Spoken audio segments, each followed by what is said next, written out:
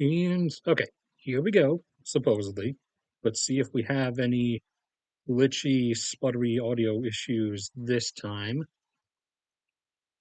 Let's get into the setup and control panel and everything for anybody watching after the fact. As always, you can probably skip the first couple minutes. How do we go here? We go out here. We go over here. Switch this on, even though it's going to. Okay, there's no way. There's no way this one doesn't get demonetized. Right? I'm going to push myself to do more than my maximum amount of push-ups that I can currently do, which is 40.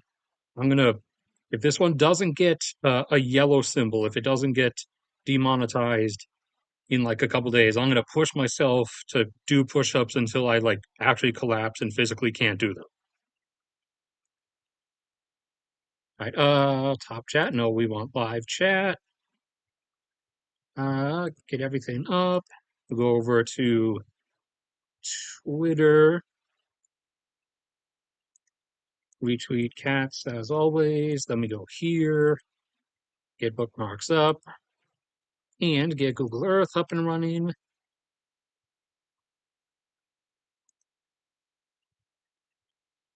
Wait for it to do its stupid project thing.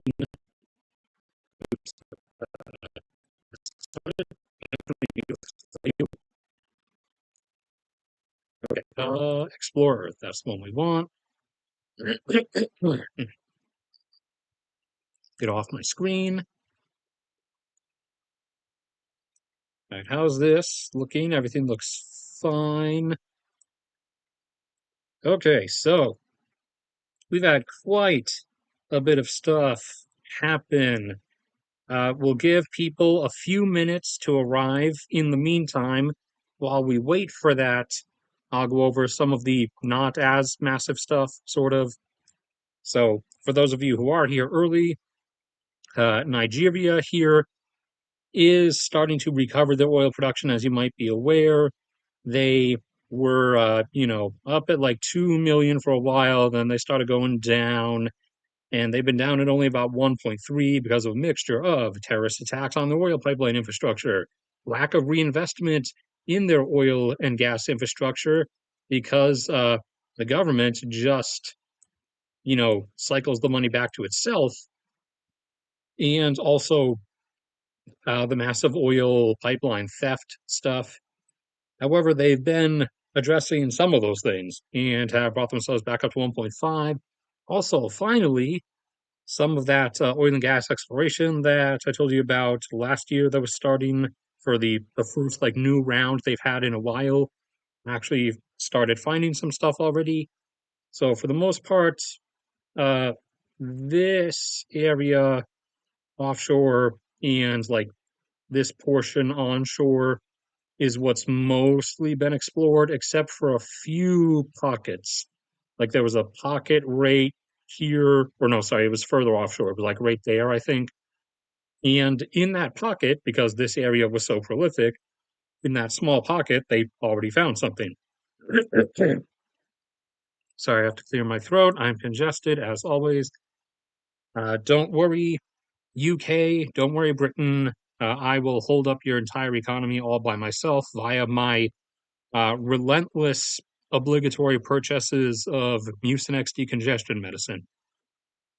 So, in that one remaining pocket, they already found something, and judging by the initial assessments of the field that was found, it looks like one that will have a startup production level, which offshore fields are not like onshore fields where you just, drill one well after another, or then five at a time or 10 at a time. And, the production like goes up and up and then a peak and then goes down. For offshore, you drill usually, say, 8 or 16 wells on the field, and they all have to be interconnected with like a snaking pipe thing that comes up to the processing unit. And so then they're all switched on. So everything gets turned on at the same time. That's why offshore fields, you'll see them jump from 0 up to a certain number they'll hold that for a few years and then they'll start declining from there. So, judging by the initial assessment of this new find offshore of Nigeria, it looks like it will have a startup production level of about 200,000 barrels per day. And given the proximity to neighboring fields and infrastructure, it could be drilled and brought into production by 4 years from now, 2029. And then there's also the offshore area here, which has not really been touched, and also a bit of onshore around here, and some onshore here following these river basins in like that. They make kind of a really wide U shape. All right, zooming out from them, we'll touch on a few other oil things, then we'll get into the larger news items. Anybody saying anything? Screen is black. What? What the? How? What? Hold on. Scene? Sources? Display? Display capture? It should be set to display capture. Display, set to display capture. Primary monitor. Really? Are you kidding me? Are you kidding me? Okay. All right. So, I hope you can see that now. All right. So, I'm gonna do this again in like 30 seconds. So, blah blah blah. Nigeria. All this has been explored. This has been explored. Little bits. Tiny pockets that were not really touched. One is like right here. And in that one pocket, given how prolific this area has been, they found something in that pocket to the surprise of no one. Looks like you already heard my ramblings about how offshore fields work. Looks like a field that should have a abrupt startup level of 200,000 barrels per day, could be brought online by 2029. And then this area here offshore, not really touched. There are a few fields. This area onshore, not really touched, but there are a few fields. And then after that, the only thing they'll have, though, is the inland river basins. But these areas offshore and onshore here in the southern portion of the country near the coast, those should have a fair bit. Okay. Did I get confirmation? There we go. All right. Awesome. So, offshore of Guyana, in terms of what has been explored already, it is this lob sort of right here, and their like territorial extension goes like this and kind of runs the rim of this offshore bump there. Now, once you go out here, there's not likely to be much more, but in this general area, outside of what has already been explored, we'll cover that in by a huge bit. Outside of that area, in the immediate surrounding area that is the basically the same, there should still be a bunch more stuff. Actually, I think there was a bit of exploration right here as well, like right up on the edge. And so, not everything is done there yet, but even within the area that has been explored, not everything has even been like greenlit yet. There's been somewhere around like 15 or 16 finds, and they just now, a few days ago, greenlit the eighth one to be brought into production. So Guyana's oil production has basically looked like this. Each new field gets brought on, and then a little bit ago, it started declining very slowly a little bit because that first field has now been online for 5 or 6 years. So it's starting to see declines in Guyana's totality. The fourth one is coming online this year, which will jump them up to about 900,000, from which they'll continue a slow decline, which will then gain a bit more speed from the second field starting to decline. But then in 2027, the fifth one comes online, and that will boost them up to over 1.1 million. So the seven that were scheduled already were set to bring them up to 1.6 or 1.7. The eighth should, and this is accounting for the stacked declines from the prior fields, by around 2031, I think, or maybe late 2030 if they are ahead of schedule. see them actually hit like 1.8, maybe 1.85, close up to 1.9. And this one, unlike the others, actually has a substantial amount of gas with it. So this will also, at that time, see them become a primary gas producer, an actual gas exporter, because this field looks like its accompanying gas alongside the oil will be enough to uh, have that one field producing between 1.5 and 2 billion cubic feet per day. Oops, forgot. I have to switch back to the mouse cursor. What else do we have for quick oil news before getting into the big stuff? OPEC has ended the production cuts that no one was really obeying anyways. Saudi Arabia themselves was obeying. Obviously, they're the ones issuing the orders. And they already, you guys probably remember me mentioning several times over the past few weeks, they announced already that they're going to continue with their own production cuts indefinitely because they kind of have to. They didn't say the last part, but that's why they're continuing with them. The only other members that were still listening to them were Kuwait, who is so obedient to Saudi Arabia that they even cut themselves down further than they were supposed to. They went a bit down further to compensate for other members' disobedience, namely Iraq and the UAE. The only other member who was really still obeying was Algeria, and Nigeria, technically, just a few months ago, started disobeying as well because they were actually supposed to hold down at one point around 1.3. But once they started restoring some of their production capabilities, they immediately brought themselves back up over 1.5. So they, as of a few months ago, Nigeria was no longer even obeying. And then countries like Libya and Venezuela are exempt because their situations are uncontrollable and erratic. So the whole like cohesiveness of the group has been, disintegrating for a long time. So now, without having the cloak of OPEC to really shield its actions under Saudi Arabia is still just going to continue its own cuts by itself. And the UAE wasted zero time, uh, even before the actual decision to end the production cuts. They just went straight up. So the balanced ledger that gets released alongside the regular OPEC stuff that measures OPEC members' obedience to the production cuts had the UAE jumping up to over 500,000 barrels per day over quota just before the production cuts ended, which they're supposed to be around 2.7 or 2.8, and they were always holding around 2.9 instead. So they were always, 100 or 200,000 over quota. But then they just jumped straight up over like the last month and a half.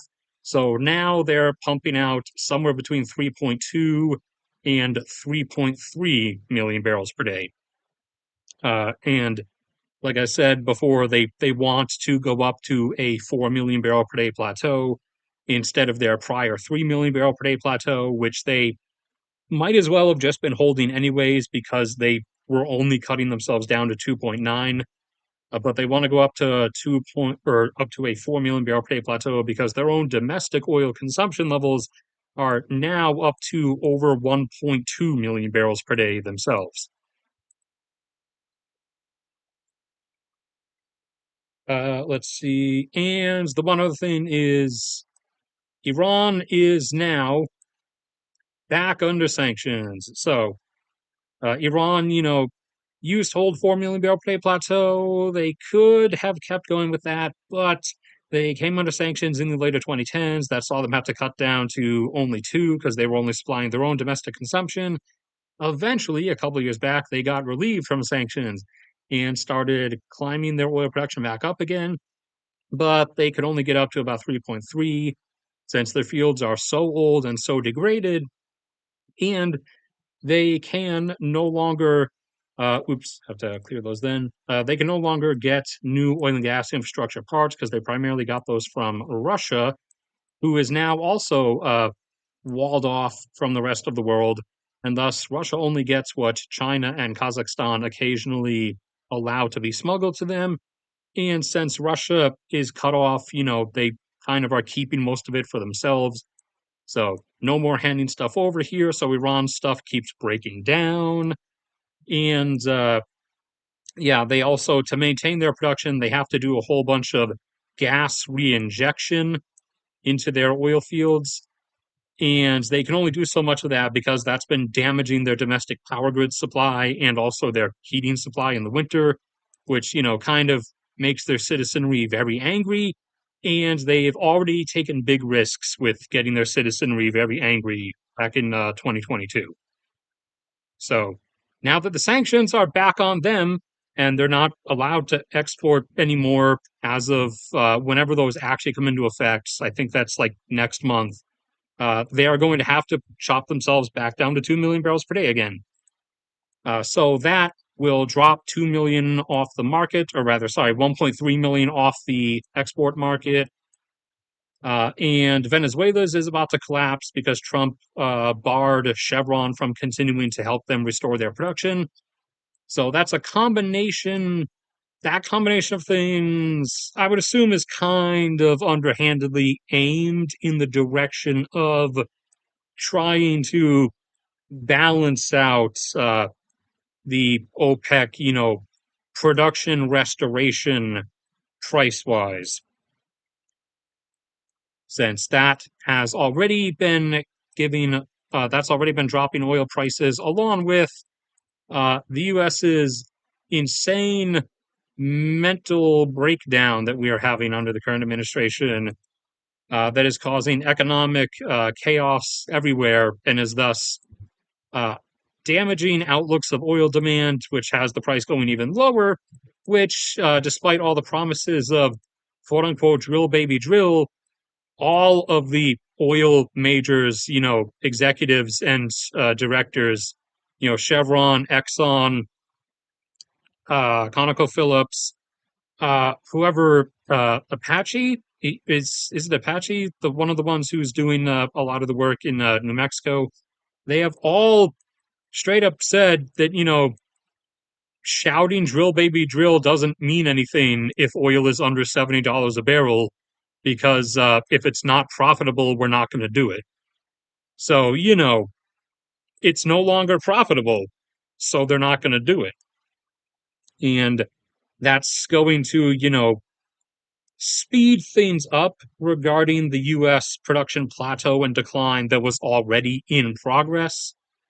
And even some stuff up in Canada is being temporarily halted up there with tar sand operations. Stuff like down in Guyana is still going forward because a lot of the stuff in Guyana is only like $40 a barrel in terms of what it needs to be profitable.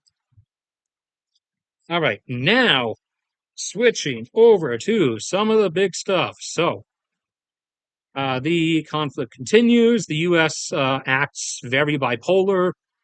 Has all the weapons and stuff in Poland that it's constantly been giving to Ukraine, and then like a couple weeks ago they said no, stop, and then a couple days ago actually they said no, you know what, continue.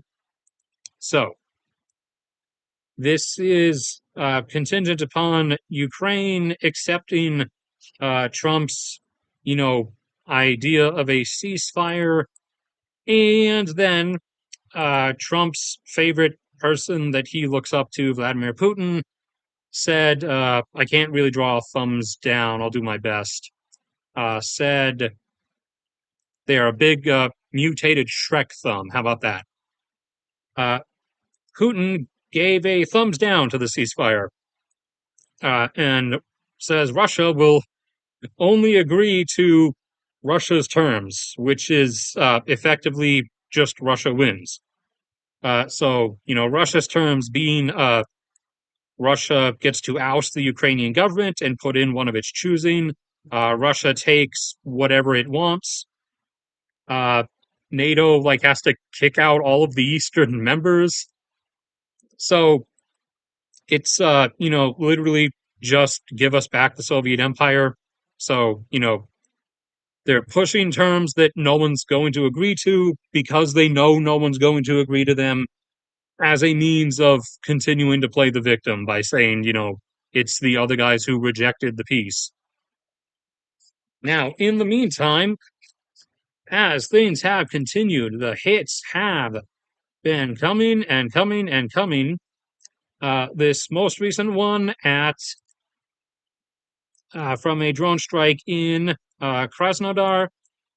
I don't recall exactly where Tuapse is. Does it show up? Oh, it's down there. So, actually, hold on. Let me zoom out now that I have a relative location so I can try to put a lot of stuff on the map. So, refinery hits pretty big down in Krasnodar. A lot of nice big booms. I can't see the. Oh no, I can see the arrow. Some actual video of some of the fire. Can I click on the arrow? Can I click on the arrow, please? No? I can't click on the arrow? No. Okay, I have to click individually. Fire from a distance. Is that close up?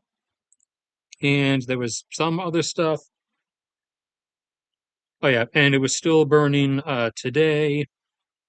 The Shahid drone strikes, which have been usually close to 200 per night for the last number of weeks, have abruptly stopped basically because they've dialed them down to about 30 per night, and that is due to ongoing assessment of damage at the factory in Kaluga where the Shahid drones are made, the Russian versions at least, which are not as good as the actual Iranian versions. Like I said before, we've reached the point in time now where Iran Iran's own domestic like weapon systems are actually more effective than Russia's. But in Kaluga, the factory was hit. Damage in total is not certain yet, but for the time being, Russia is dialing down those nightly strikes. So instead of max drawing 3 arrows, it's now like max Ogier drawing half an arrow because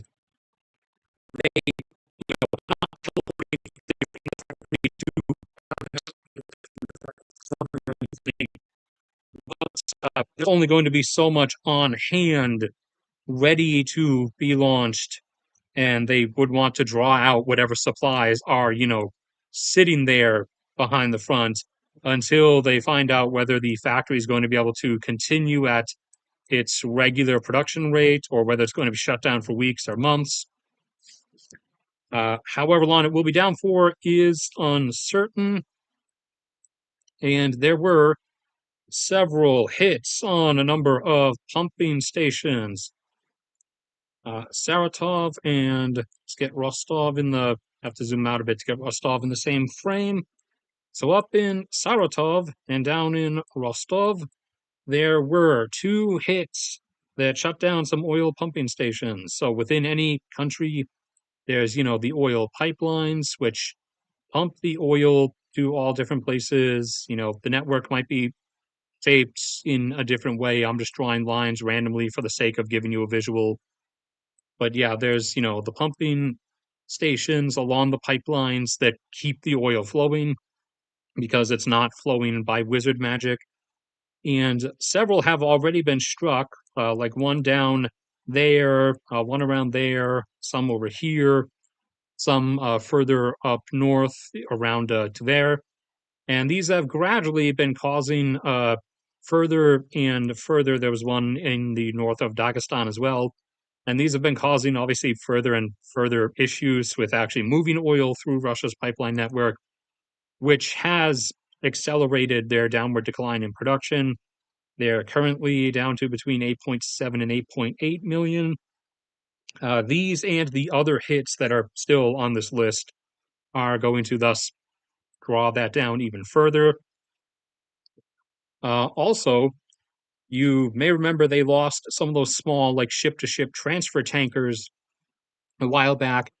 Now they have recently lost. I don't remember the exact locations, but two in the Mediterranean and one in either it was the Black Sea or it was up in the Baltic Sea. It might have been.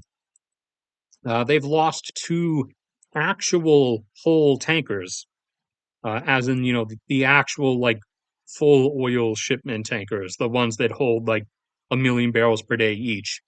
They've actually lost three whole tankers recently. They're now sitting at the bottom of the Mediterranean and either the Black Sea or the Baltic Sea. Baltic Sea is not very deep, so I mean that one might be salvageable for the scrap metal at least. But the ones in the Mediterranean are, like down there a thousand meters or two. What other ones did we get hit? Uh, in Moscow, had a one of Moscow's the Moscow region's two primary oil refineries and an oil storage depot. I think those were a bit further down. Oh, wait, I have to clear that off. That was the power plant one. Where's the oil one? That's the pumping. That's the pumping station. That is the Rostov pumping station. Where is Moscow refinery? Blah blah blah. All right, yeah. Here's some of the stuff from Moscow. Shut up. Here's some of the stuff from Moscow. Most likely, I think it's just the storage tank. Was there? Oh yeah, and Oriole. I forgot about Oriole. No, wait, I didn't. I did have it on the list. It was just out of sight. But Oriole got hit, and that okay, that one's that factory parking lot. I still haven't found out what factory that was.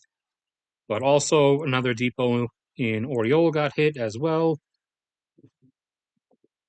Uh, and there was the oh wait, blah blah blah. Is that the other Samara one? Oh, and tiny little Lithuania saying, the only way to negotiate with Russia is with a gun on the table.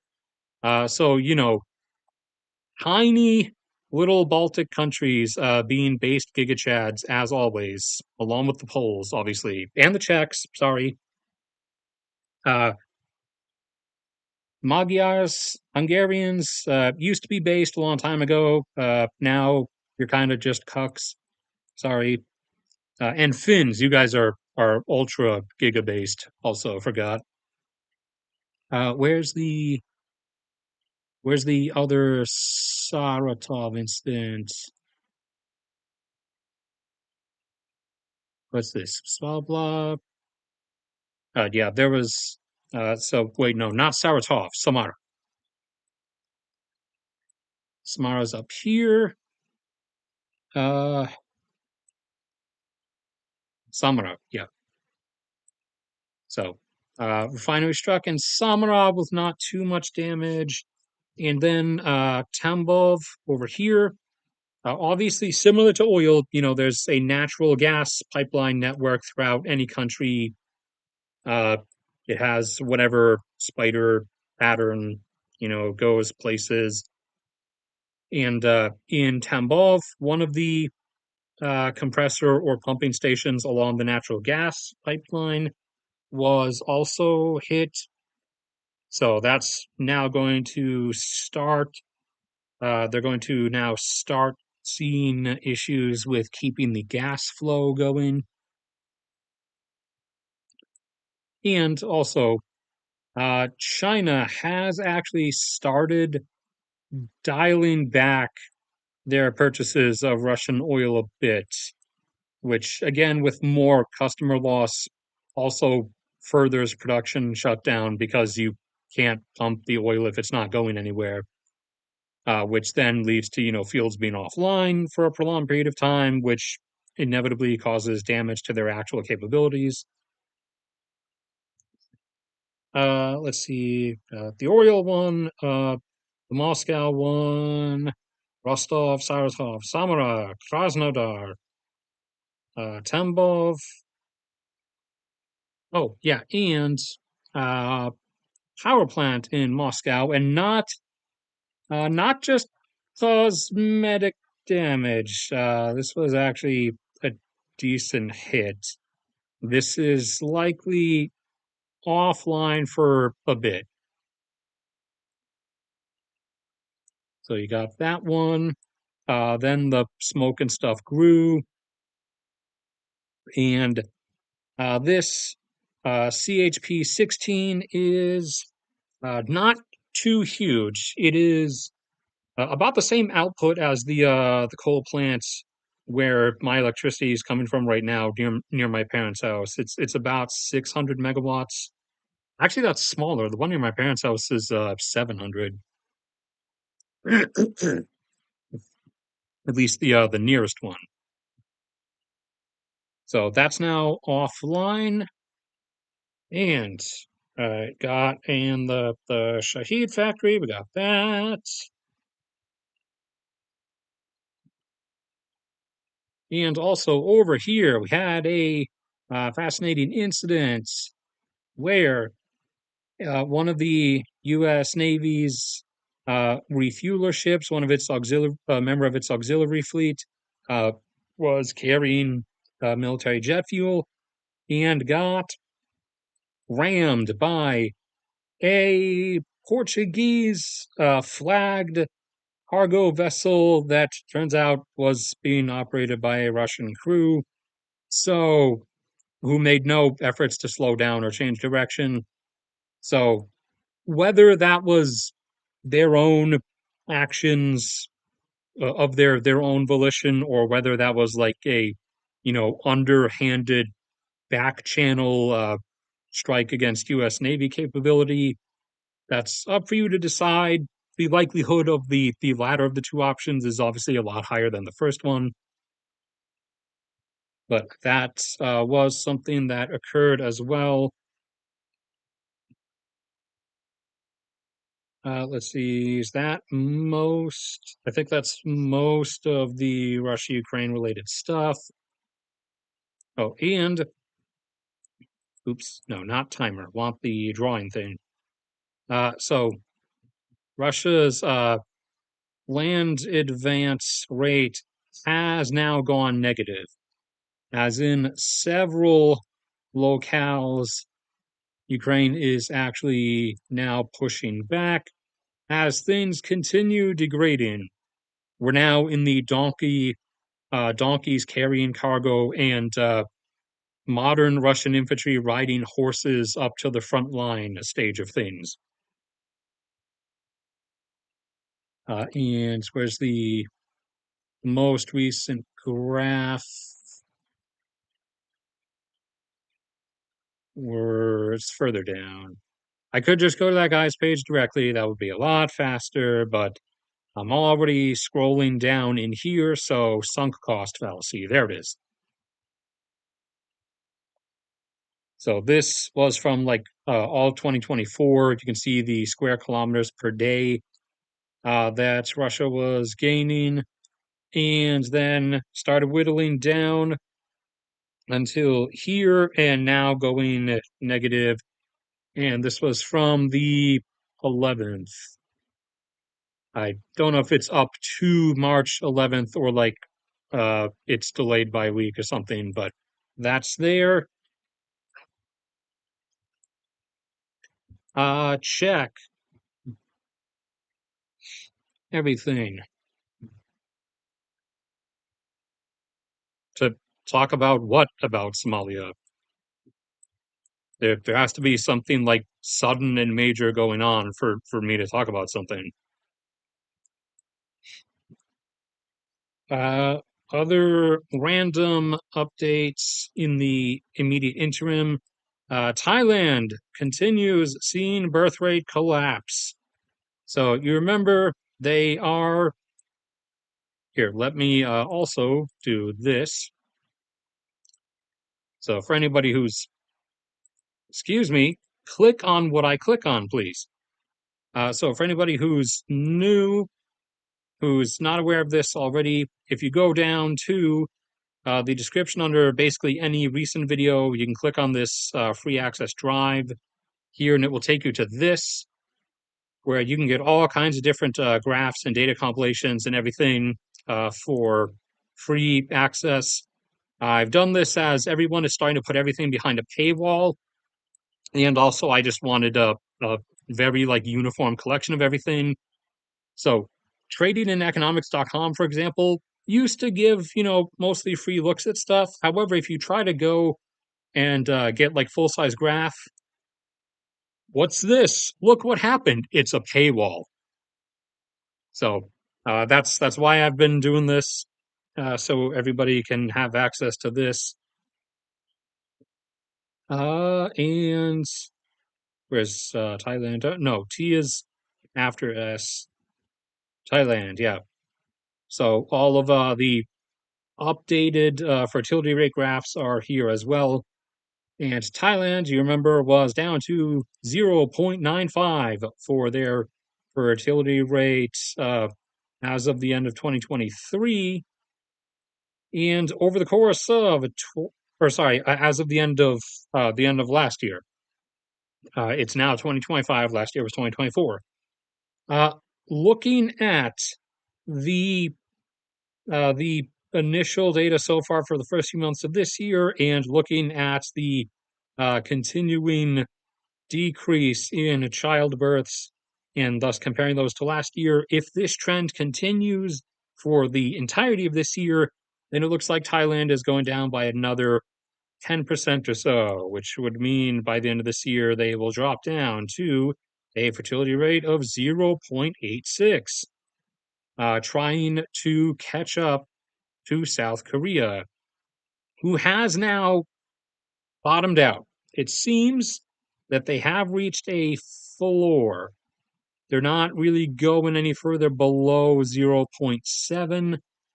And looking at least the first couple months of this year, it actually looks like they might go back up just a tiny bit, up to 0.72. But obviously, we'll have to see how tiny it goes. You're going to keep it slow. You're going to keep it slow. Voice might not be gargled right now. Are you back to cooperating? You're back to cooperating. All right. The IDF has continued its renewed bombing campaigns in Lebanon and all throughout Syria.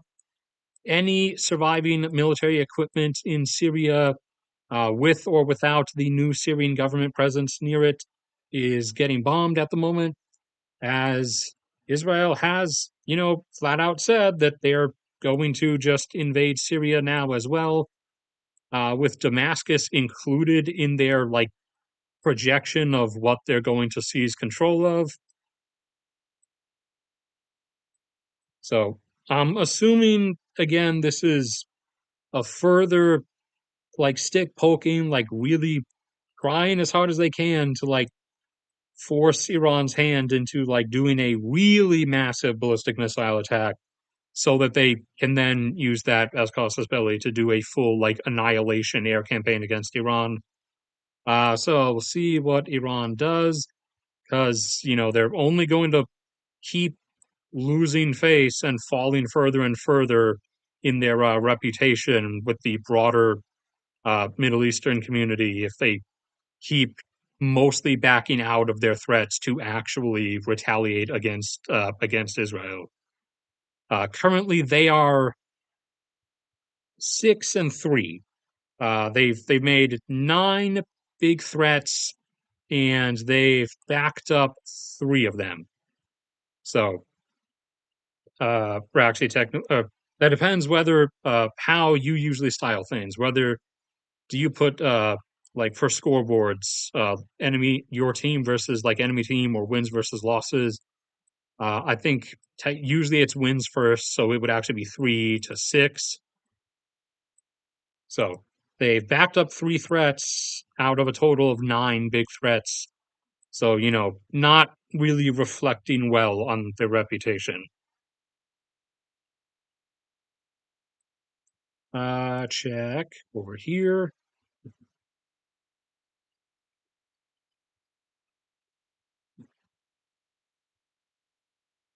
Uh, People are really overusing the term collapse. Collapse is when collapse is like when an actual collapse happens. Things getting more expensive and life getting kind of worse in like a jokey mode, similar to like what I don't know, East Europe uh, was like during the 90s. That's not a collapse unless you're being really specific to like this specific political entity, the USSR collapsed. Yes, civilization in the former USSR did not collapse because there was still the food was still there. Like there were still cops, the electricity was still on. Everyone got way more corrupt, and uh, things got way more expensive, and everybody got poor.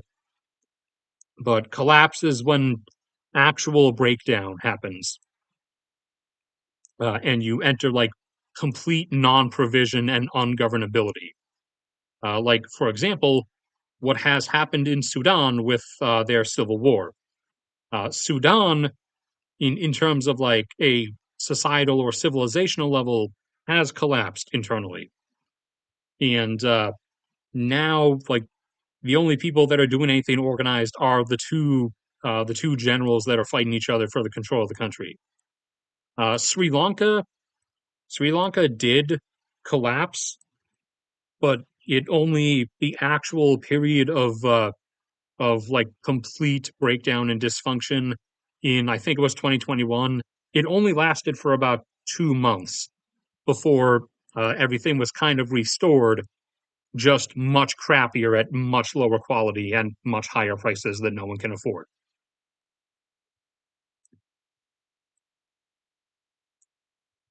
Uh, I mean, with regards to like recent things happening in Somalia, it's become uneventful in a good way because the primary like terrorist group out here that was doing all of the stuff, throughout most of the country's recent history is kind of dead. Like the actual spontaneously somehow now united and functional Somali government after like after almost 30 years of off and on civil war, just collectively the people a few years back just abruptly in this wave that somehow washed over the society, just abruptly out of the blue decided they were not going to do that anymore. And that's good when that happens.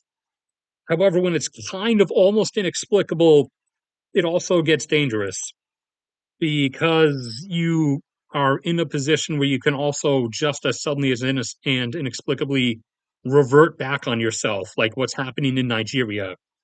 Like Nigeria, for example, right now is kind of doing the opposite of Somalia. It's doing a reverse Somalia, where it's going from okay-ish but really poor to not really doing all that okay and kind of starting to have a breakdown in cohesion. As you got the major three ethnic groups, and also there's the Christian Muslim divide, which is a problem in some countries, but not in others. Like in Lebanon, for example, Muslims and Christians like are completely fine with each other.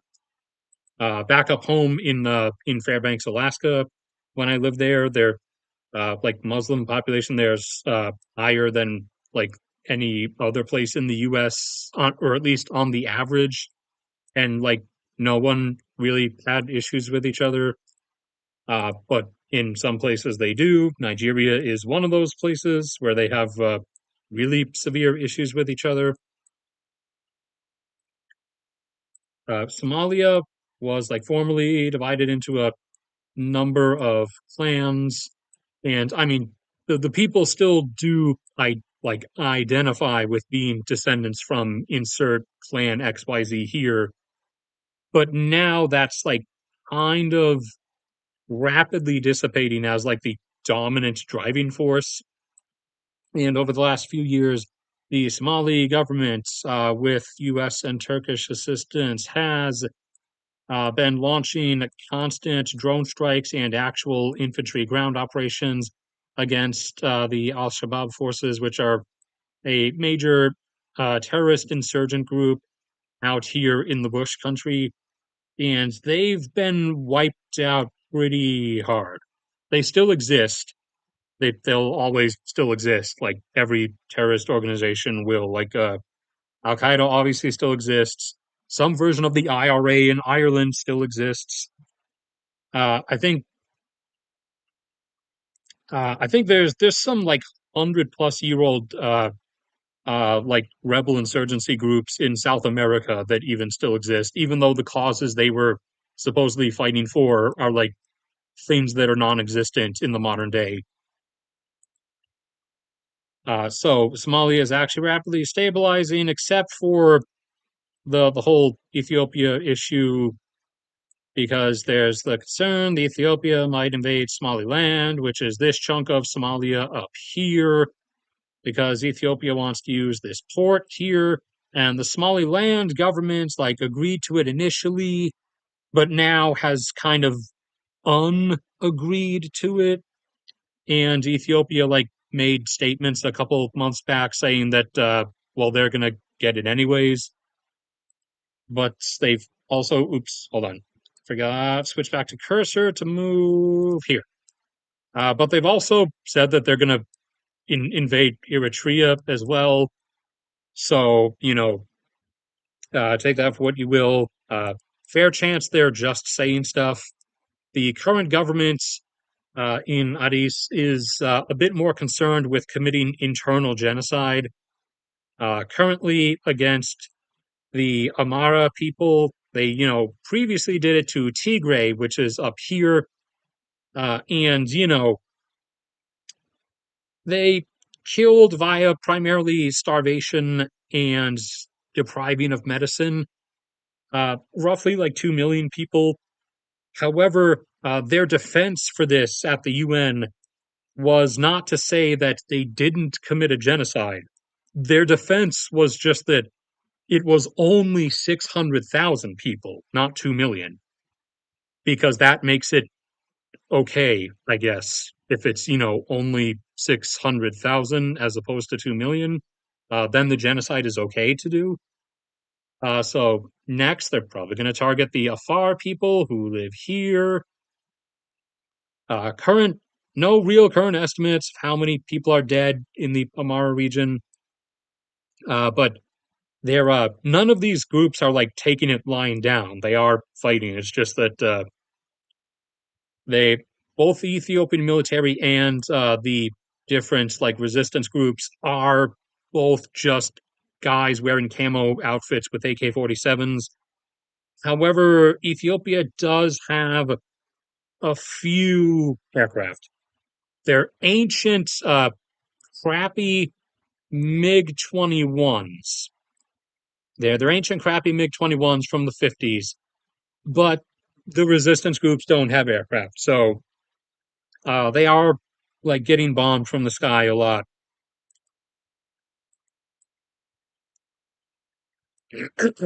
But as for like whether Ethiopia actually might do the invasion thing to either Somaliland or Eritrea, that is completely up in the air because they kind of have their hands full trying to do their whole ethnic cleansing thing. They might, after they kill off their whatever their desired target number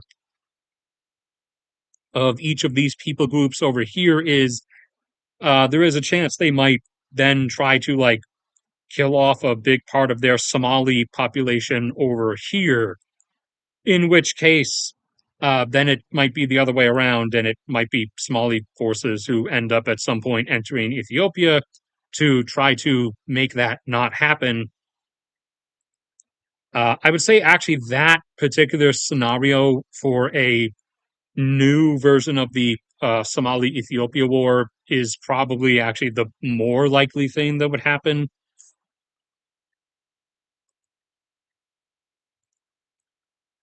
Although everything in Ethiopia's case would kind of fall apart really rapidly if Egypt, or rather, it will when Egypt ends up bombing that dam, because Egypt is going to do it. They're kind of locked into that decision. It's more a bit of a waiting for an opportune moment and also waiting for Ethiopia to give them like a proper what Egypt would consider a proper, public relations excuse. And then over here to the upcoming danger zone. So this, we all know this is coming. Everybody has known this is coming. We've known for over 70 years, obviously. However, uh, you remember they've done different practice things over the last 3 or 4 years. Multiple times, China has done force assembly practice, running through drills of moving in as much personnel and military equipment to the shoreline here as possible to measure what problems they have and how quickly they can do it. They've also been constantly, each month for the last few years, increasing the number of military air air flybys here, both as a lulling tactic, which isn't really working, but both as a lulling tactic and to have their pilots practice terrain recognition so that they can still find their targets even with GPS guidance being jammed as it will be. Now, very recently, over the last few days, you remember China was starting to pump out a few months ago those uh, smaller, fast moving barges. Those are for the initial landing wave attacks. Now, they've been making these big things. See if we can get a bigger version. It was that. Oh, this is an actual video. So now they've been making these, and down in southern China, they're actually putting these together and using these and practicing offloading stuff on them. These are meant for when a controlled beachhead has been established. These like rapidly these things like deploy and sort of raise the vehicle out of the water. These things dock together and assemble and allow the various larger like ferries and amphibious transports to hook up behind it, so that military vehicles and stuff can start pouring off down that ramp. So they have been sighted along the coast of southern China using these in practice runs. So, uh, again, is it this year? This year would be the best choice. We will not know. We will not get a like for certain indicator until we get into like very early summer. So June probably, if they really try to do a sneaky fast move, which you can't really do for something of this scale. But if they really try to do a sneaky fast move and only try to hope they can get everything assembled in only a couple weeks instead of a couple months, which is unrealistic, then it might be later in summer. But sometime within there, we would start noticing the grand rapid assembly of stuff. And that would be the key indicator that they are going to actually go for it this year, because you have to do it in fall, as fall is when the waters in the Strait of Taiwan are calmest, and thus the journey across the water would only be like 6 hours instead of 10, unless they get stupid and they, try to do a surprise move and, go across the strait when it would take 10 plus hours because that's not, no one would be expecting that. That would still be suicidal because that's 10 hours where you're open to, all kinds of precision munition volleys. Granted, you're already going to be open to those through the shorter 6 hour transit period, anyways. But fall or autumn is the most likely time frame during any particular year. So the Grand Assembly beginning sometime in summer, or depending on whether you consider June as the start of summer or whether you're one of those pedantic people who actually uh, goes with the whole, uh, no, summer is exactly the June 21st solstice. Uh, you can use whatever technicalities that you want, but probably by June, if not, then uh, definitively July, if they're being like reasonably smart about their like assembly timing, you would start seeing the stuff popping up about like massive assembly being noticed. If none of that happens and we go through like the whole summer with none of that, then it's not happening this year. And those supposed leaks from the Pentagon about Beijing choosing next year specifically would then probably turn out to be correct, which we had some of those come out about the Russian invasion of Ukraine before it happens, about like the suspected time frame. And we've had a few other things of those pop up as well, regarding like certain offensives and when certain stuff in the Middle East was going to happen. In And I'm not talking about the teenager who like got arrested for that. I'm talking about when it just comes out somehow, anonymously. I operate under the assumption that those are not really leaks. They're kind of deliberate information uh, dissemination, more meant as a sort of a signaling source to whoever the adversary is. In this case, China. More meant as sort of a not too subtle signal that, like, we know what and when your plans are.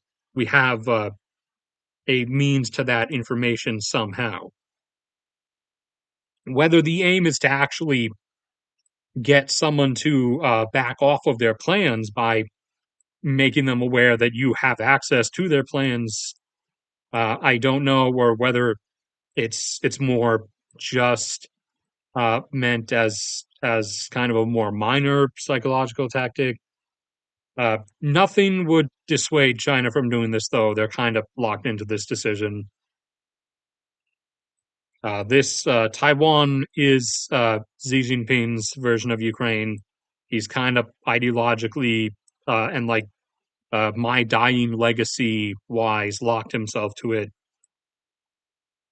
So that's upcoming. You can see their massive projects that they're practicing with there. Again, uh, those big pillar floater things, those are for when a secure, like actual controlled area of beach has been gained. Like if they actually had control of some little bit and were able to like keep shelling and missile strikes on it down enough, then they would use those things. Otherwise, at first, it's going to be actual military amphibious rapid landing vehicles and those very quickly produced like single vehicle carrier or double vehicle carrier high speed civilian ferries that they've been churning out really fast for the last few months.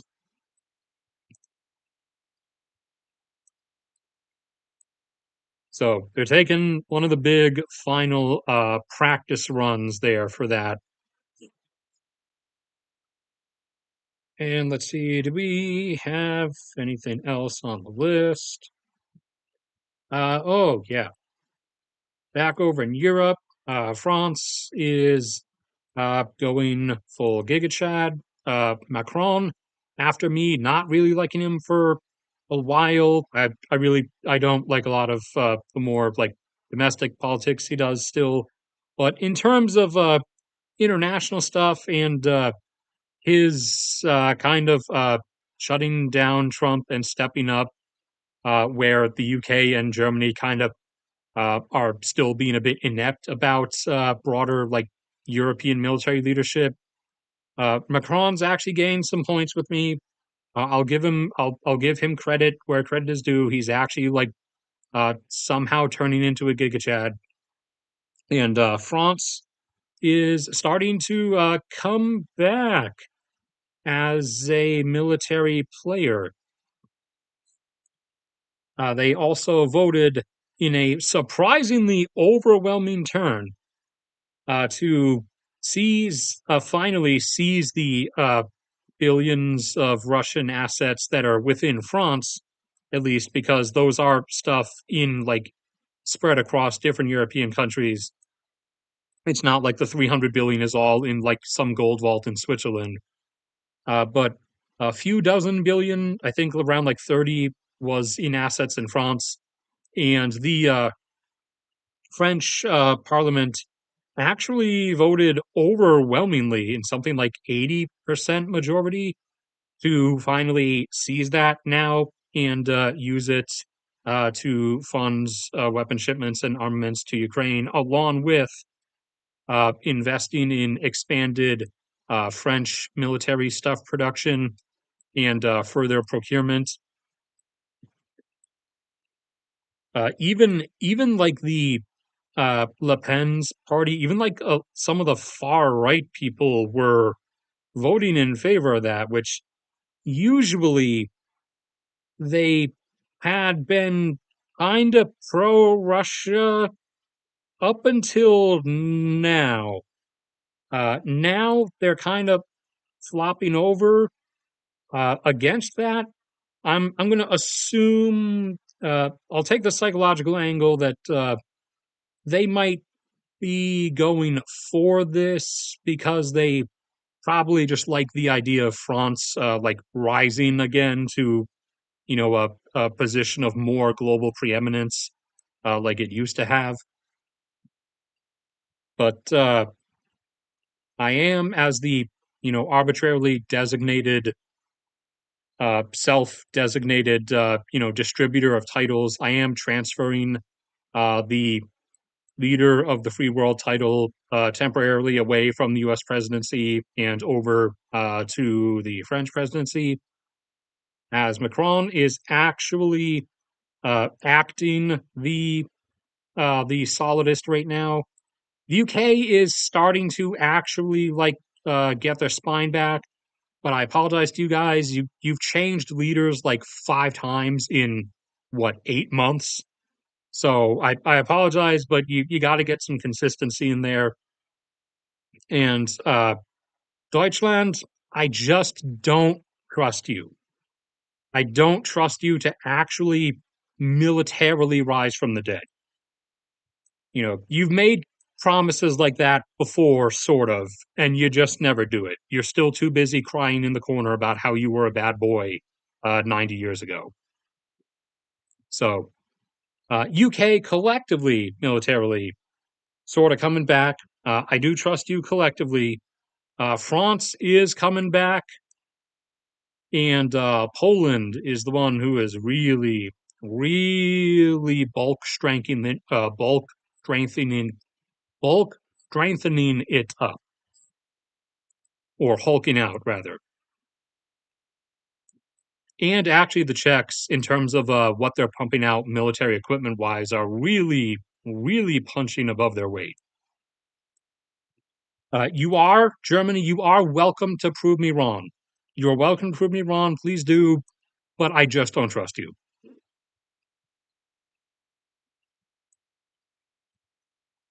Let's see. I think that is just about it for what we have this time,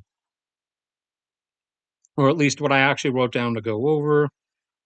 What else do we have?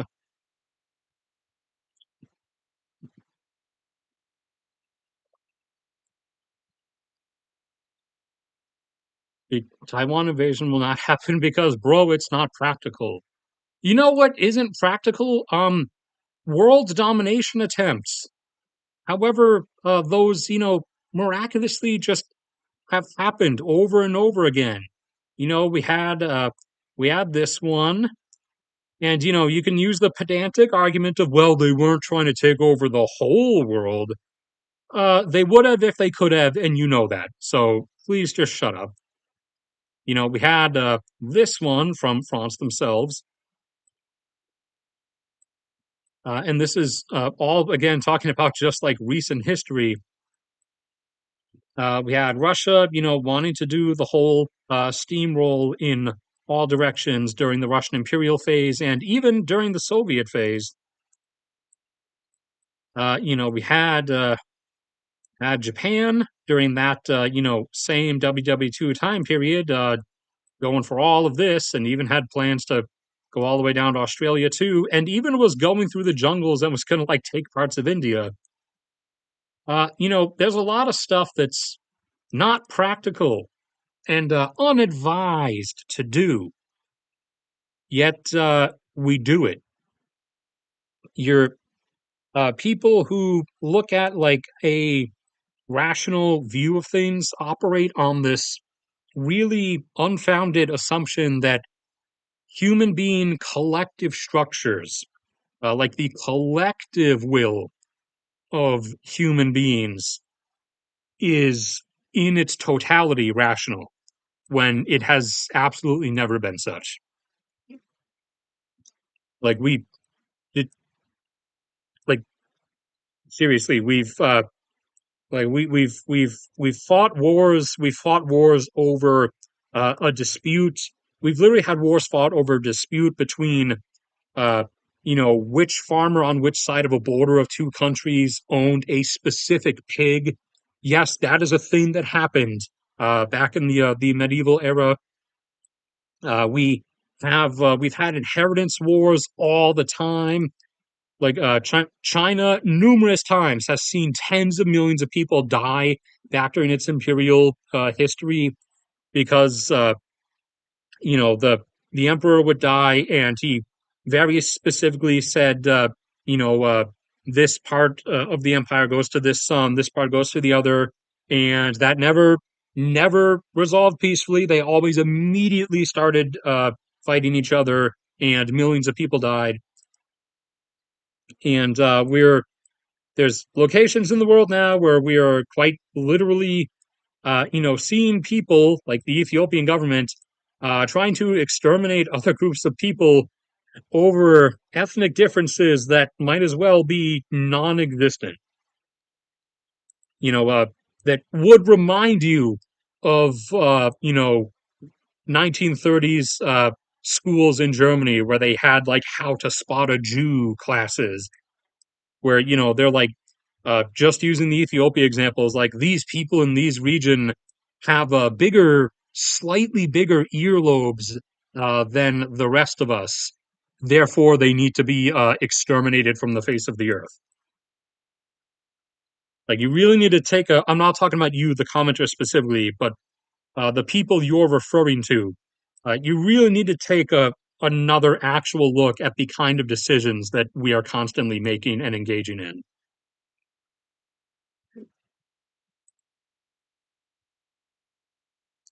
Oh yeah, the bucket one. I forgot the bucket one. My mind was stuck on the pig ownership one.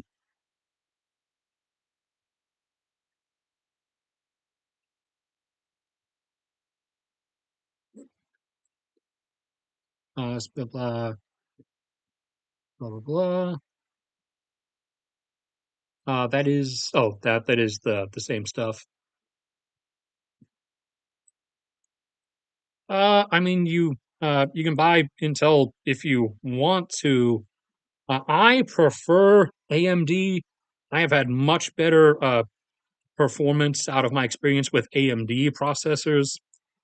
Those are the two big US ones that are kind of also just the predominant Western manufacturers of computer processors.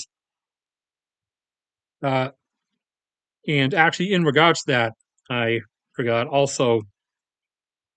So, because although we're down to only 55 or maybe still 60% of processors being made in Taiwan, the different manufacturers have disseminated production elsewhere. However, it still is a fair bit there, and also a lot of the more basic internal electronics parts are made in China. So before this happens, once I'm certain that either this is the year or when we get to next year, that next year is the year, I will, make sure I'll reiterate it to you guys as a warning of like, if you need new electronics, best buy it within the next insert number of weeks here before it starts. Also, appliances and things, basically anything that is or has parts made in China or Taiwan, because the shipping around or not up that far. The immediate shipping, like around this area, is going to get shut down because the shipping companies are not going to want to pass anywhere near that. Stuff will still probably leave the northern ports and will take this like meandering route here to stay as they'll hug the Korean coast and then pass through the Japanese islands. And stuff will leave like probably some of the farthest south ports, or they'll send stuff by train down to Vietnam to leave Vietnam.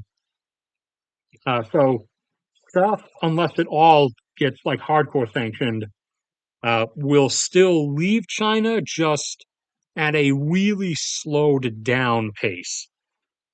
So there will be lengthy delays, shortages, and back orders of things. And stuff from Taiwan will just be flat out blocked for the duration that this lasts. So I myself am going to, if I have enough money, now that the tariffs, thank you, present U.S. administration, have jumped the price of my laptop that I would get as the replacement for this one, or as a backup uh, to be used as a replacement eventually for this one. The tariffs have now jumped the price of those from between 800 and 850 up to $1,100. So yes, thank you, genius U.S. presidency. So there's that. I didn't tell you to change marker size. What are you doing? So I will, if I can afford it, right before the invasion happens, order a new laptop to avoid any potential future constraints. I've already warned my parents because their refrigerator is pretty old that if they intend to replace it, if they do intend to replace it soon before it ever ends up breaking, that it would be wisest to do so before the invasion happens. Because although the refrigerator is made, the finished product is made in Korea, the it most certainly has individual parts that are probably made in China or Taiwan. And there's plenty of other products that you're going to see abrupt shortages of or massive price spikes in when this happens. Basically anything made out of plastic, you're going to see an abrupt price spike. Obviously, all electronics stuff, you're going to see an immense price spike and shortages, and various types of appliances, because usually they will have components from China, like maybe this particular compressor for this appliance was made in China, or maybe the razor blades in this blender you use were made in China, even though like the other components were made in Vietnam and Malaysia. The various companies that manufacture everything have been scrambling as fast as they can to relocate stuff. However, no matter how fast they go, they were never actually going to be able to relocate everything in time. Now, obviously, the longer China delays this, the more they'll be able to relocate stuff, or the more stuff will be able to get safely relocated elsewhere. But that again will come down to China's individual decision. Are they going with this year?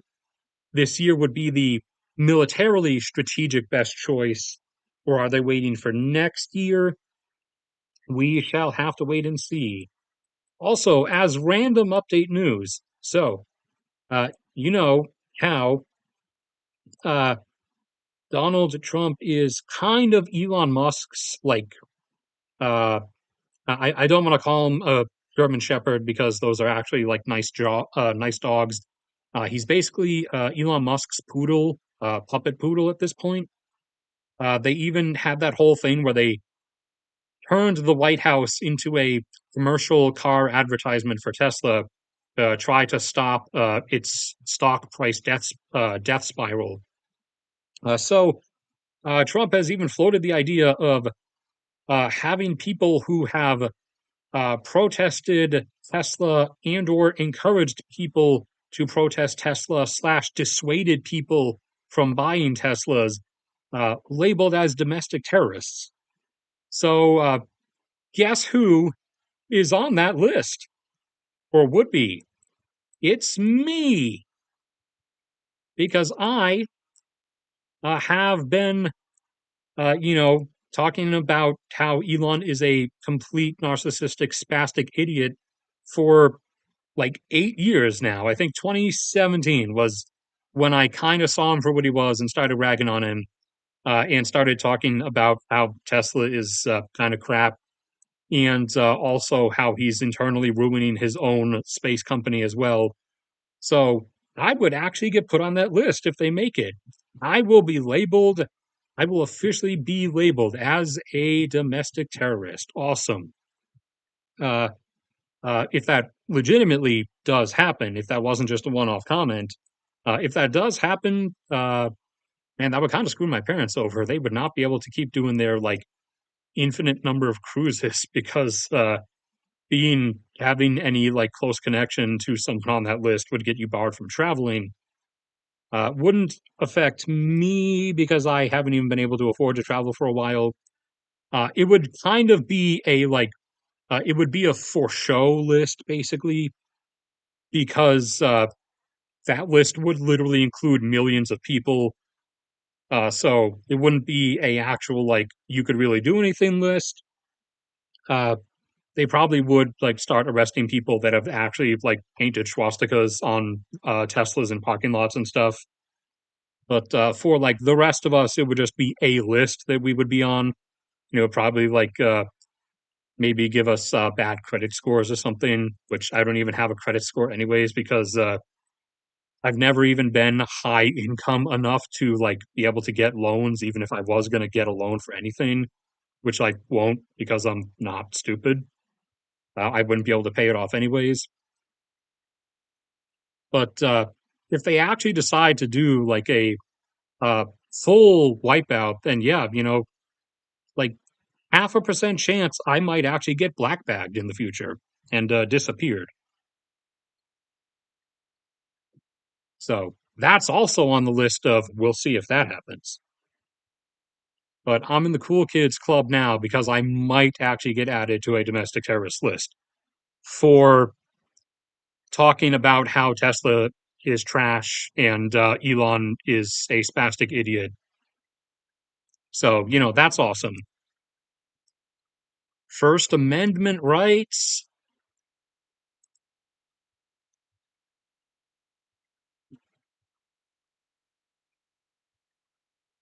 Uh, spike in home prices? No, not really. I mean, we get our lumber is from ourselves and a little bit from Canada. Everything else used in like home construction is mostly fine in terms of supply. The only issue is uh, most most of the copper the U.S. consumes is not refined in the U.S. Or hold on, I think we refine about like 30%. It might be 40. The rest comes from a mix of sometimes China, sometimes Australia, and sometimes way down there in Chile in South America. It's not a like locked shipment thing. It's an open market.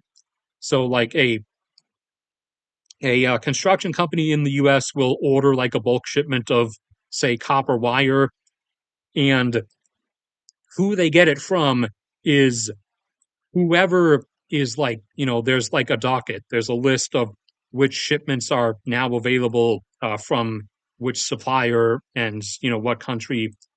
Whoever the next one on the list of international like total supply is the one that they'll get it from.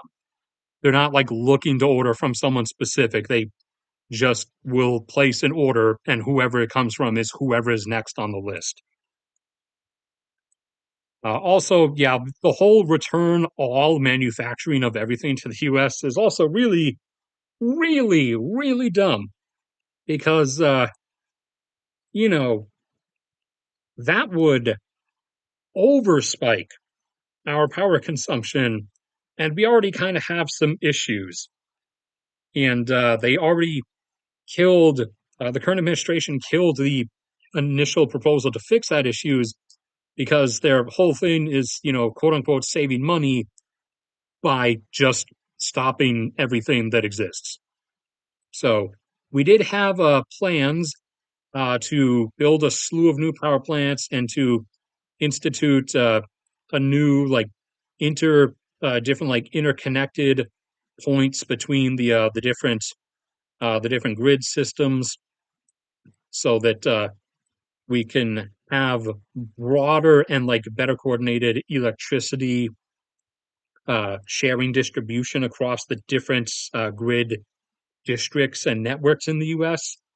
And that revamp was going to cost a lot of money because this is a massive country of a massive population of massive industrial scale. So the grid that it has is kind of big. That was going to cost $1.7 trillion over the to be spent over the course of the next 5 years between now and 2030. Well, that plan got axed. So, who needs a stabilized electricity grid? Am I right, fellas? Who needs it? Blackouts are awesome, especially when, you've been exiled from your home state by 2020 and you live down in the southeast where the heating is electric heating and the grid can't handle any temperature below 30 degrees. So when it went below 30 degrees a few weeks back, uh, we blacked out the region for like a day and a half. And the temperature inside got pretty close to matching the temperature outside. It was awesome. So also probably going to cut the government funding for the restart and revitalization of the various nuclear plants that have been previously downscaled or shut down. So, that's not going to happen. And the brilliant Secretary of Energy that the current administration appointed has a solution to the problem. His solution was how do you do I'll do the blowhorn mouth thing. His solution was just telling electricity providers to increase their power plants uh, output by 15%. Because their cap, the max that they can like output is actually just a arbitrary number. It's not like a function of the maximum like running capacity they can turn their generators at and like how much they can run any particular boiler at any particular time. It's obviously just a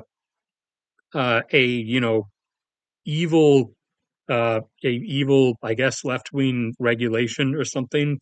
It's not based in physics. Physics isn't real.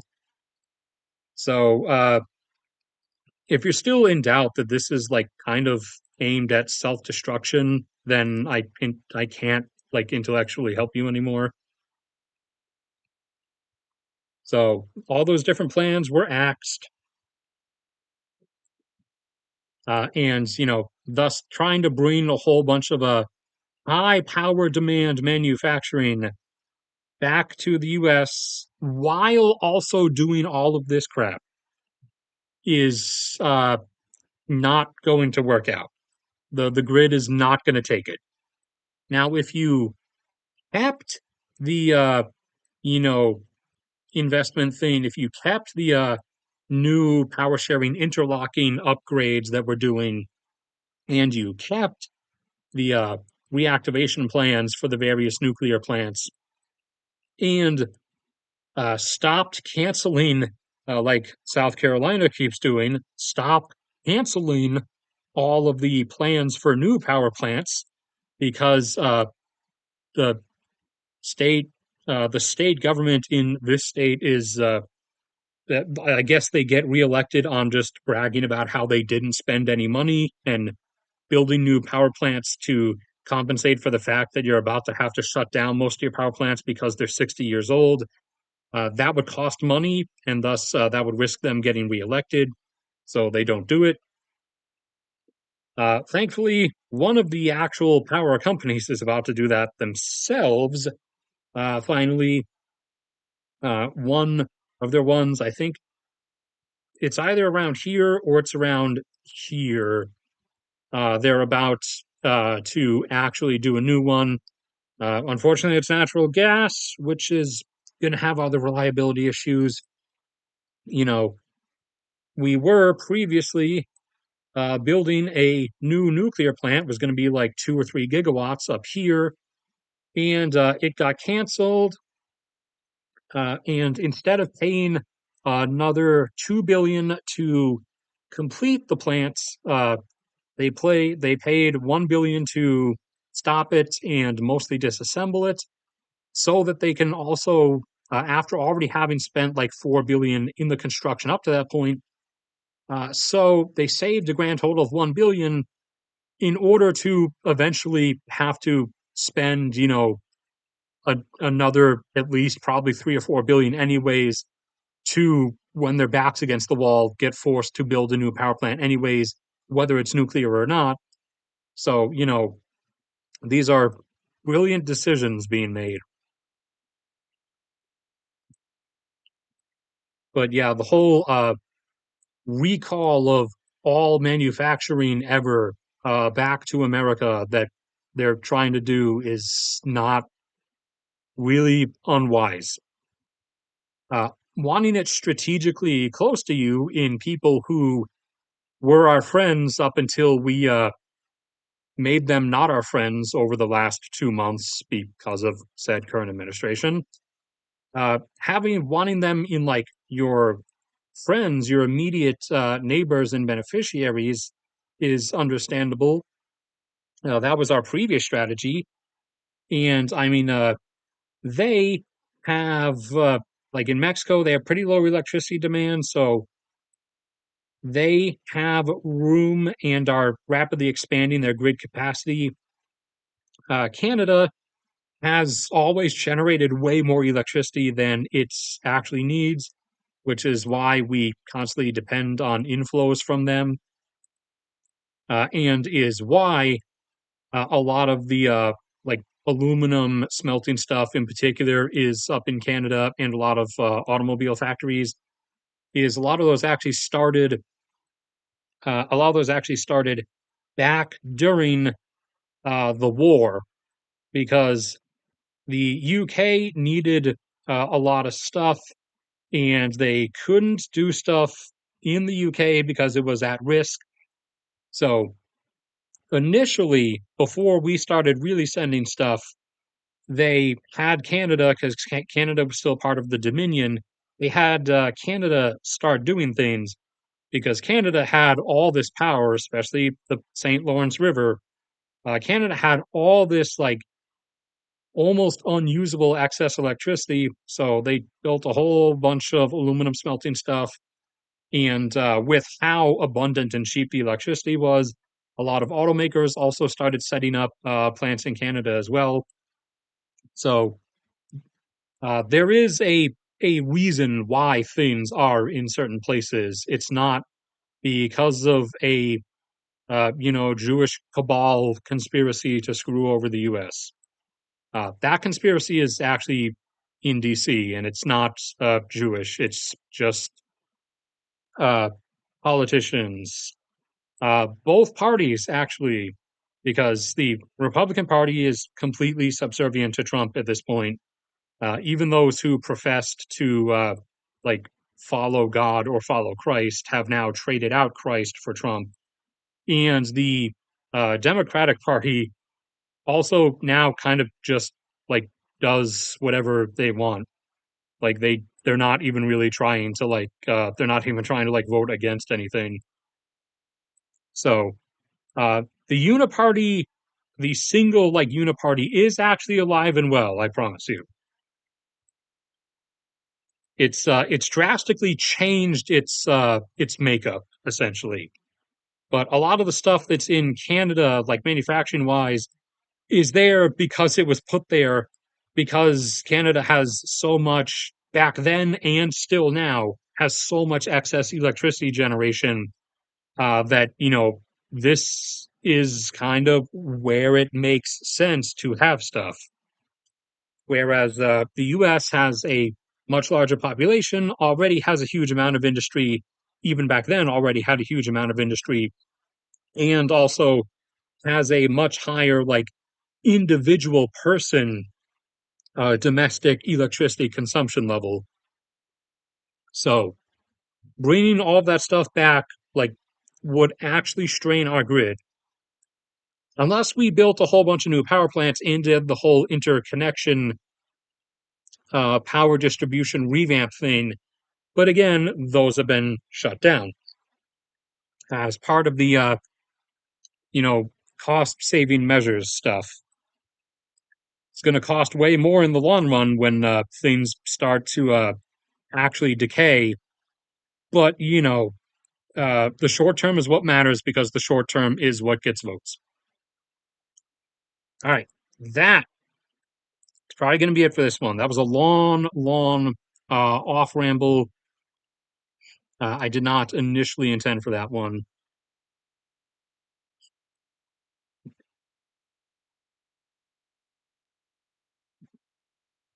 Uh, No, not actually anymore.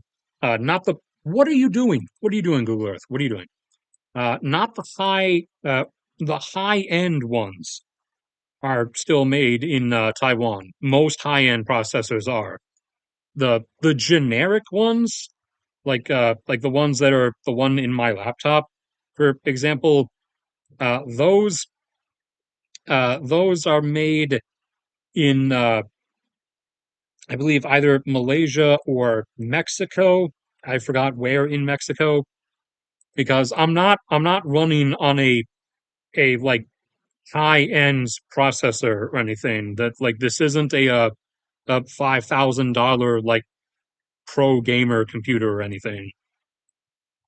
And actually, most of the high end processors are not things that you are actually going to find in your own products. Those are things that are in like aircraft computers and in military equipment, in like power grid monitoring systems.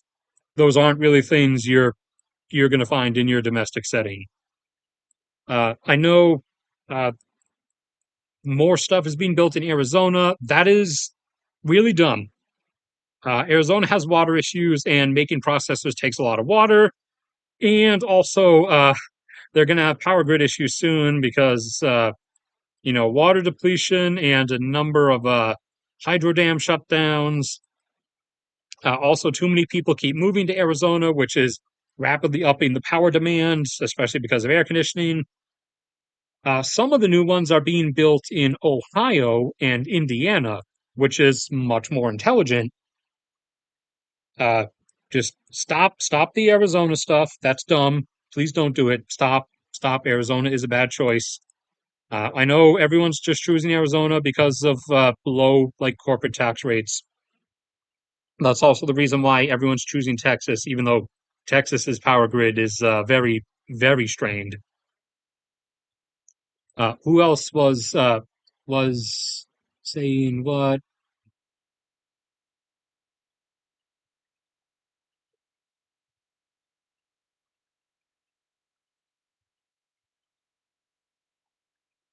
Canada survive a trade war with the U.S. It has before. This isn't the first time that we've done this. This isn't the first like presidency where this has happened.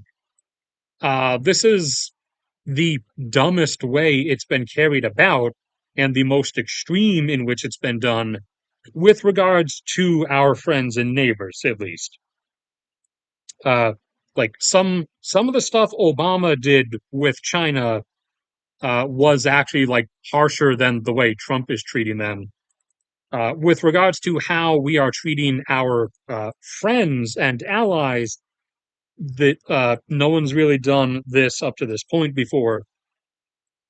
But I mean, Canada has survived in the past, and yeah, they kind of can. I mean, they're they're actually self-sufficient in almost every regard. We're actually the ones that depend on them in terms of like critical provisions. Like they're entirely energy self-sufficient. They are they're vehicle self-sufficient. They're agriculturally self-sufficient. They are metals and minerals self-sufficient in up to a point, because there are a few things that no one is self-sufficient on, because there are a few things like tantalum and vanadium and a few other specific metals that quite literally only are found in mineable concentrations in a very few specific locations on the planet. Uh, in those regards, like no one is actually self-sufficient in those, except for the one country where like it occurs. Like most of the vanadium, for example, is found in China, although new vanadium has been found in Australia and I believe Chile. Thankfully, niobium is predominantly found in Brazil and Canada. Tantalum is found in the Congo, which is only found in South Africa and Kazakhstan. And the platinum group metals are predominantly just in South Africa and Russia. What else are there for the concentrations? Like rhenium is predominantly concentrated in Poland. Hafnium is predominantly in not. I don't think it's in continental Europe, France. I think it's technically coming from New Caledonia down here, but New Caledonia is still part of France for the moment. Uh, I am still holding that on you, France. New Caledonia wants independence. You better actually give it to them and not quietly, not so subtly encourage people by the tens of thousands to abruptly move from France to New Caledonia to throw the vote. You know, you would win some more points with me if you stop doing that and actually just give them what they're asking for. But you know, you have the whole massacre thing on your back, so wouldn't really, I wouldn't really trust you too much for that regard. Still trust you more than Germany, especially with military revitalization. Absolutely trust you more than Germany, but would like if you would please just let go of New Caledonia. get over the imperial phase. Empires are dead. We're trying to teach the old men, all the various old men, this lesson, but no one seems to want to learn it. If you were referring in that comment to an actual like invasion by the U.S., no, that would end very quickly if everyone in the U.S. military willingly fought. There is a rather uh, there is a rather skewed percentage chance that a lot of the members of the military on an individual level would just kind of refuse. If not like a potential, like actual complete refusal from like military command structures itself. But then that would also get into a huge Pentagon versus White House issue and might end up resulting in like a coup. But we'll address that when it comes to it, if it comes to it. But like surviving a trade war, yeah, no, they'll be fine. In fact, everyone in Canada has actually been like going out of their way to purchase Canadian and European products, most of which are more expensive than the U.S. products. Uh, and there's not like a lot of options in terms of things that I buy frequently, but I, trapped down here in South Carolina, am also avoiding my own country's products now to what extent that is possible. Uh, Granted, some of it I did already. For baking stuff, I prefer using Reynolds parchment paper, which is made in France. Uh, the aluminum foil is made in the U.S. The parchment paper, baking parchment paper, is made in France. Uh, my Most of my medicine is made in Europe or India. That's something that's not actually within my control, but it is like a happy to know thing. Anyways, like most inhalers in the world, this is a bit dangerous. Like singular concentration. Most inhalers in the world are made in Ireland. That needs to be diversified a bit. Singular concentration is actually dangerous. I advocate against that. What else? I mean, when I can get Rittersport, Rittersport is German, obviously. But I mean, I don't buy that much stuff to begin with. That's kind of, part of the secret of how as I've said in the past, back up home was living on a living expense of only $8,000 a year, while making between 10 and 12, which is how I was able to afford to take trips with Josh to Baltimore or with some other friends down to San Francisco that one time back in 2017, I think.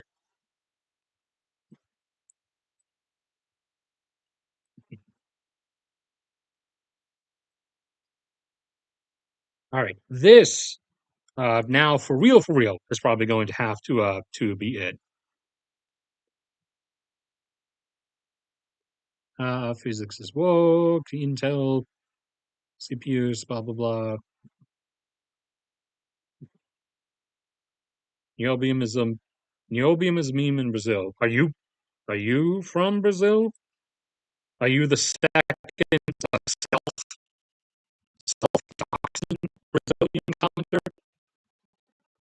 So far, second is the only one I've known of for the last like 3 years, but he is the reason that uh, he's the reason that Brazil is on the map the map of countries from which I have people who frequently enough speak to me or comment on the channel or on streams enough to warrant actually highlighting them.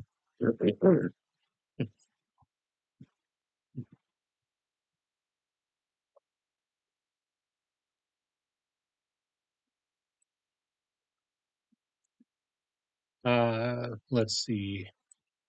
Yeah. Oh, wait. No, never mind. I said that was going to be it because I've been going for an extensively long time period.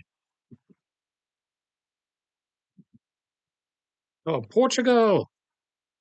All right. We can we can add Portugal now then.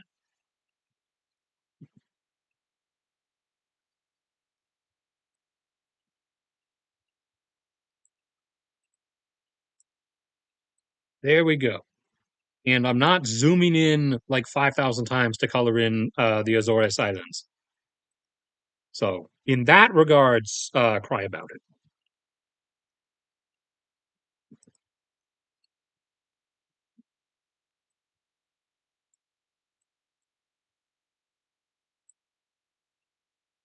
Oh, I forgot. I never X'd that window off.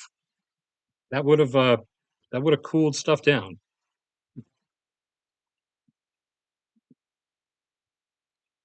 All right. Oh wait, no, not as long as I thought. I thought it was up to only Madeira.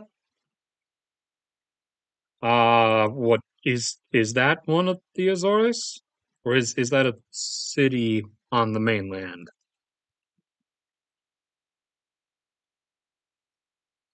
Blah blah blah.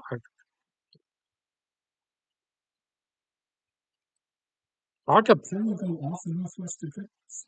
What?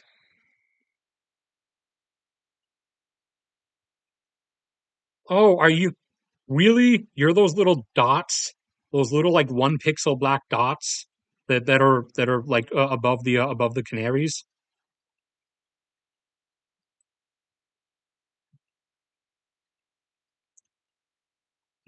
Oh, it's just one island. It said it's an archipelago. Is it one or is it multiple? Or is it one island with like three other big rocks that are near it that are referred to as islands? Because there's one of those in San Francisco Harbor that's near the Golden Gate Bridge. It's I'm not talking about Alcatraz, but near the bridge there's an island on the map, but it's not an island. It's literally just a big rock that sticks out of the water, and it has some moss growing on it. And actually, I thought I had run over like the 2 hour limit, but apparently not. I mean, niobium partially deserves the hype.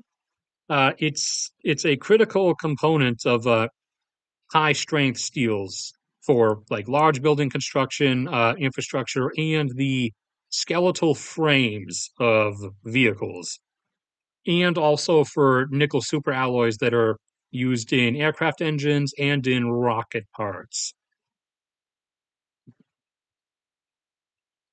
Niobium is still biconcentrated. It's effectively still only in Brazil and Canada. This is probably going to be it because my voice is starting to die on me. And I just realized I haven't even drank any water this entire time. Okay, fine. Then this will be the last thing. You want to see, uh, should be 103. The 103 file is the one that has my photography I did in San Francisco. Where's the bridge? All right, here's going up to the bridge. Where's the island? Yeah, here it is. Yeah, looking. This is looking over the railing of the bridge. There's this island, quote unquote. These two don't get counted, but this one, I guess, this big rock with some moss growing on it, is enough to kind of count on some maps. But it's not an island, people. It's a rock.